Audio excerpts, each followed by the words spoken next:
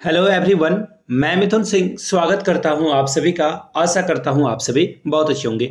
JSSC सहायक आचार्य की examination के लिए अब आपके पास कुछ घंटों का समय रह चुका है। ऐसे में एक्सप्लेन वाली वीडियो जो है सही नहीं रहती है और मैंने आप लोगों से पूछा भी था कि आपको कैसी वीडियो चाहिए होगी। आपको रैपिड चाहिए कि इसी तरह से जो है छोटे छोटे टॉपिक के हिसाब से जो है चीज़ें आपके साथ जो है साझा की जाए, तो आप नीचे कमेंट करके रैपिड लिखिएगा। साथ में आपको और कौन से सब्जेक्ट की जो है वीडियो चाहिए। कल मैं आपके लिए कंप्यूटर की वीडियो लाने वाला हूं, तो कंप्यूटर की वीडियो आपको कल मिल जाएगी, पहली बात। दूसरी बात, कंप्यूटर के अलावा मैं सोच रहा था कि कॉन्स्टिट्यूशन यानी कि भारत के संविधान पे एक वीडियो लाया जाए, जहां पे मूल अधिकार, मौलिक अधिकार के अलावा आपके जो अधिकार हैं, संवैधानिक अधिकार हैं, उसके बारे में, राष्ट्रपति, उपराष्ट्रपति, प्रधानमंत्री के बारे में, मंत्रिमंडल के बारे में, सारी चीज़ों को हम लोग देखेंगे। सुप्रीम कोर्ट, हाई कोर्ट, एक छोटी सी वीडियोस में हम लोग जो है पूरे चीज़ों को देखने की कोशिश करेंगे। वो वीडियो आनी चाहिए या नहीं, नीचे कमेंट करके आप बताओगे। चलिए आगे बढ़ते हैं। और इसे हम लोग रैपिड रिविजन कर रहे हैं। I repeat, rapid revision. यहाँ पे एक्सप्लेनेशन नहीं मिलेगा। पहली पंचवर्षीय योजना की अवधि क्या थी? What was the duration of a first 5 year plan was? तो देखिए आपको बताना है कि ये कब से कब तक था। तो देखिए 1951 से लेकर के 1956 तक ये जो है पहला पंचवर्षीय योजना चला था।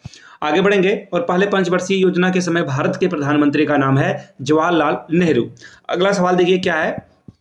पहली पंचवर्षीय योजना किस मॉडल पर आधारित थी? ये आपसे सवाल पूछा गया। तो देखिए हेराल्ड मॉडल पर यह आधारित थी। हेराल्ड डोमर मॉडल पर यह आधारित थी। तो हेराल्ड डोमर मॉडल के आधार पर ये जो है योजना तैयार की गई थी, मॉडल पे तैयार की गई थी। पहली पंचवर्षीय योजना का मुख्य मोटो या फिर ऑब्जेक्टिव क्या था? तो देखिए इसका ऑब्जेक्टिव ऑब्वियस सी बात है कि कृषि विकास था। हम लोगों के अंदर बहुत गरीबी थी, लोगों के लिए पर्याप्त मात्रा में अनाज नहीं थी, तो कृषि विकास करने का जो है पहला यहाँ पे मोटो या फिर ऑब्जेक्टिव रखा गया था। किस पंचवर्षीय योजना के अंतर्गत 5 भारतीय प्रौद्योगिकी संस्थान का स्थापना किया गया था या किए गए थे? तो देखिए इसका सही जवाब हो जाएगा पहली पंचवर्षीय योजना के दौरान। देखिए किसी भी पंचवर्षीय योजना में सिर्फ एक ही चीज पे जो है फोकस नहीं किया जाता है, मुख्य तौर पर फोकस किया जाता है। तो पहले पे कृषि पे फोकस किया गया था, लेकिन 5 अलग अलग भारतीय प्रौद्योगिकी संस्थान भी जो है यहाँ पे लॉन्च किए गए थे। ऑप्शन सी आपका क्या होगा? करेक्ट आंसर हो जाएगा। दूसरी पंचवर्षीय योजना की अवधि क्या थी? ये सवाल आपसे पूछा गया। तो देखिए 1956 से लेकर के ये 61 तक चला था। पहला 1951 से लेकर कब तक चला था? 1956 तक। देखिए ये पहला हो गया, ये दूसरी योजना थी, ठीक है, दूसरी पंचवर्षीय योजना। तो इसका सही जवाब क्या हो जाएगा? आपसे दूसरी पंचवर्षीय योजना के बारे में पूछा गया है, तो दूसरी 56 से लेकर 61 तक, ऑप्शन ए आपका सही जवाब हो जाएगा। दूसरी पंचवर्षीय योजना किस मॉडल पर आधारित थी? तो दूसरी पंचवर्षीय योजना जो है वो पीसी महालनोबिस के मॉडल पर आधारित थी। पहला वाला मैंने आपको बताया था हेराल्ड डोमर के सिद्धांत पर आधारित थी। दूसरी पंचवर्षीय योजना का मेन ऑब्जेक्टिव क्या था? मुख्य उद्देश्य क्या था? तो देखिए पहली पंचवर्षीय योजना में हम लोगों ने कृषि, एग्रीकल्चर पर जोर दिया था, और दूसरी वाली पंचवर्षीय योजना में हम लोगों ने जो है जो इंडस्ट्रीज हैं उन पे काम करने की, यानी कि जो फैक्ट्री वगैरह लगाने की सेटअप की बात की गई थी। तो ऑप्शन बी आपका क्या होगा? सही जवाब हो जाएगा। अब बात करते हैं तीसरी पंचवर्षीय योजना की अवधि क्या रहेगी। तो देखिए तीसरी पंचवर्षीय योजना की अवधि 1961 से लेकर के 66 तक रहेगी, ठीक है। पहली वाली मैंने आपको बताया था 1951 से 56, दूसरा मैंने आपको बताया था 1956 से 61 तक, और 61 से लेकर के 66 तक। तो कौन सा आंसर हो जाएगा? ऑप्शन नंबर डी आपका क्या होगा? करेक्ट आंसर हो जाएगा। चलिए आगे बढ़ेंगे क्वेश्चन नंबर 9 की ओर। 9 में देखिए क्या बोला गया है। तीसरी पंचवर्षीय योजना का मेन ऑब्जेक्टिव क्या था? तो देखिए इसका मेन ऑब्जेक्टिव था आत्मनिर्भरता, कृषि और उद्योग का विकास, यानी कि ऑप्शन सी आपका क्या होगा? सही जवाब हो जाएगा। किस पंचवर्षीय योजना के अंतर्गत हरित क्रांति की शुरुआत की गई थी? तो हरित क्रांति की शुरुआत देखिए तीसरी पंचवर्षीय योजना में की गई थी। ऑप्शन सी आपका क्या होगा? सही जवाब हो जाएगा। किस पंचवर्षीय योजना को सबसे असफल माना गया, यानी कि जो है ये सबसे बड़ा अनसक्सेसफुल था, फेल्योर था? तो देखिए इसका सही जवाब हो जाएगा तीसरी पंचवर्षीय योजना। क्यों भाई? सूखा पड़ गया था। सूखा पड़ने की वजह से जो है इसे सबसे असफल माना गया था। इसके बाद आगे हम लोग पढ़ेंगे चौथी पंचवर्षीय योजना में क्या किया गया था। तो देखिए सूखा पड़ गया तो क्या कर दिया गया? पंचवर्षीय योजना को बंद कर दिया गया। पहला जो योजना अवकाश की अवधि थी वो आपसे पूछ लिया गया, वो कब थी?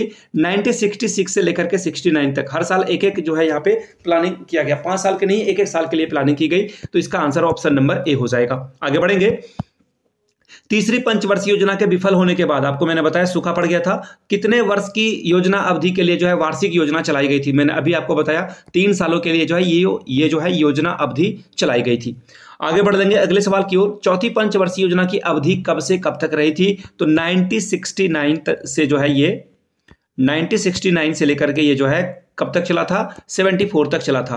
1969 से 1974 के बीच में ये चला था। तो ऑप्शन नंबर डी आपका क्या होगा, बिल्कुल करेक्ट आंसर हो जाएगा। चलिए आगे बढ़ेंगे नेक्स्ट क्वेश्चन की ओर। किस पंचवर्षीय योजना में कृषि वृद्धि दर जो है सफल रही? तो चौथी पंचवर्षीय योजना में ये जो है वृद्धि दर सफल रही थी। और आपको पता होगा भारत रत्न से सम्मानित हरित क्रांति के जनक कौन थे, नीचे कमेंट करके बताइएगा उनके बारे में। पद्मश्री, पद्म भूषण, पद्म विभूषण, रमन मैग्सेसे अवार्ड, भारत रत्न जीतने वाले हैं ये। तो ऑप्शन ए आपका क्या होगा, बिल्कुल सही आंसर हो जाएगा।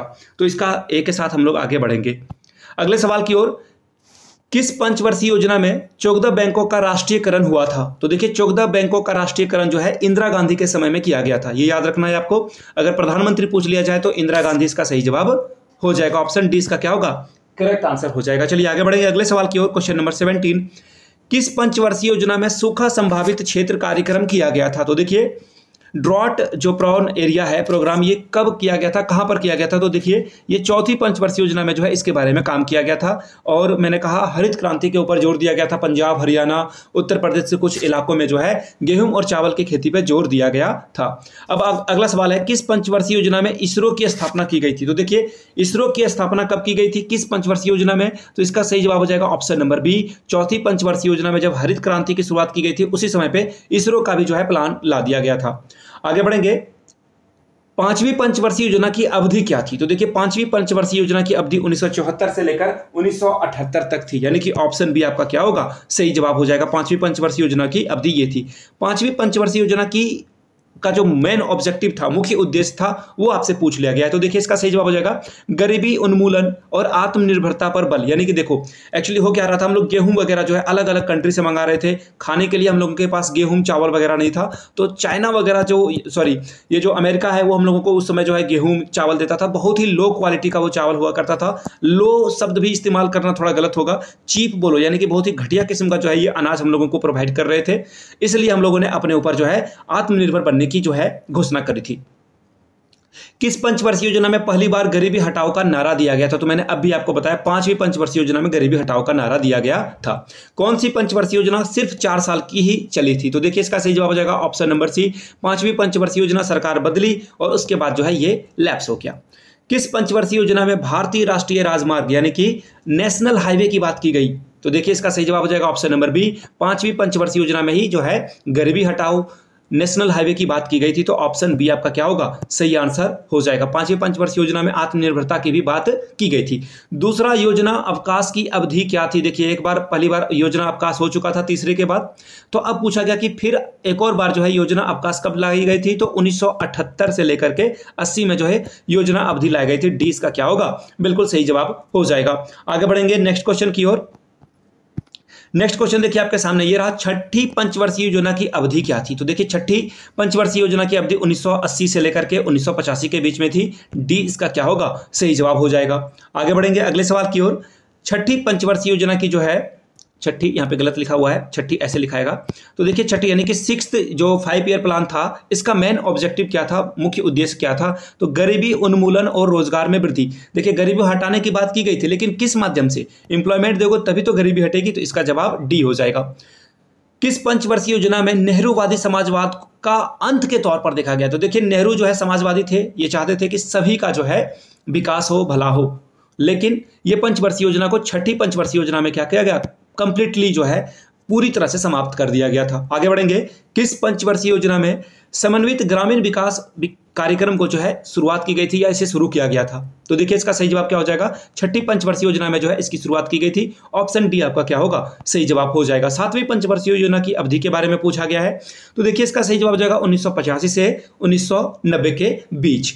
आगे बढ़ेंगे अगला सवाल, कौन सी पंचवर्षीय योजना प्रधानमंत्री राजीव गांधी के कार्यकाल के दौरान प्रस्तुत की गई थी? तो देखिए इस समय जो है इनको मिस्टर क्लीन के नाम से जाना गया था कि ये जो है बहुत क्लीन इमेज वाले हैं, बिल्कुल कोई भ्रष्टाचार वगैरह नहीं करते हैं। तो ये इनके समय में कौन सी पंचवर्षीय योजना चली थी? तो देखिए इसका सही जवाब हो जाएगा सातवीं पंचवर्षीय योजना जो है राजीव गांधी के समय में चली थी।